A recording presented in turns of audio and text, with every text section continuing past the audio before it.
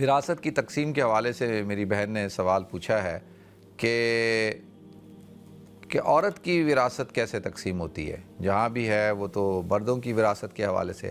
اچھا دیکھیں، یہ جو وراثت ہوتی ہے نا، جائیداد ہو گئی، مال دولت، یہ سب کچھ یہ صرف مرد کی ملکیت میں تو نہیں ہوتا نا، یہ تو عورت کی ملکیت میں بھی تو ہوتا ہے۔ دیکھیں نا، ایک عورت ہے، اسلام کیا کرتا ہے؟ اسلام کہتا ہے کہ بھائی آپ عورت کو امپاور کریں، اس کو مضبوط۔ عورت کیسے مضبوط ہوگی؟ عورت مضبوط ہوتی ہے اس کے پاس علم ہو، اس کے پاس جو ہے مال و دولت ہو۔ اور مال و دولت اس کے پاس کہاں سے آئے گا؟ مال و دولت اس کے پاس آئے گا اس کی والد کی وراثت میں سے آئے گا، پھر اس کے شوہر کی وراثت میں سے آئے گا، پھر اس کے بیٹے کی وراثت میں سے آئے گا۔ دیکھیں نا، والد کی وراثت میں سے، شوہر کی وراثت میں سے، بیٹے کی وراثت میں سے اس کو ملے گا۔ تو ماں ہونے کی حیثیت سے، بیوی ہونے کی حیثیت سے اور بیٹی ہونے کی حیثیت سے اس کو وراثت کا حصہ ملتا ہے۔ تو اب بہن ہونے کی حیثیت سے بھی سم ٹائم ملتا ہے اس کو۔ تو 4 حیثیتوں سے اس کو وراثت ملتی ہے۔ تو ایک عورت ہے، اب اس کے والد نے بھی وراثت اس کو دی، پھر اس کے شوہر کی طرف سے بھی اس کو وراثت مل گئی، اس کے بیٹے کی طرف سے بھی اس کو وراثت مل گئی، بھائی کی طرف سے بھی اگر وراثت مل گئی تو اس عورت کو اب وہ اس جائیداد کی مالک ہے۔ اب جب اس عورت کا انتقال ہوگا تو وہ جو وراثت ہے پھر اسی طریقے سے تقسیم ہوگی کہ اس کے اگر شوہر زندہ ہے تو شوہر کو بھی مل جائے گی، اور اگر اس کے جو ہے وہ والد زندہ ہیں تو والد کو بھی ملے گی، والدین زندہ ہیں تو والدین کو بھی ملے گی۔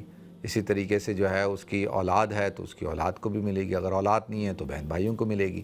تو عورت کی بھی وراثت تقسیم ہوتی ہے، ہر اس بندے کی وراثت تقسیم ہوگی جس کی قبضے میں، جس کی ملکیت میں جائیداد ہو۔ تو یہ تو ہمارے معاشرے کا ایک المیہ ہے کہ ہم عورت کو کمزور ہی رکھنا چاہتے ہیں، اسلام نہیں چاہتا، یہ ہمارا کلچرل پرابلم ہے۔ ہم جو ہے وہ اپنی بیٹی کو وراثت میں حصہ نہیں دیتے، بھائی جو ہے اس کے حصہ کھا جاتے ہیں، شوہر جو ہے وہ اس کا حصہ نہیں دیتا، بھائی نہیں دیتے، بیٹا نہیں دیتا، تو اس کی وجہ سے عورت جو ہے وہ پھر کمزور ہوتی ہے۔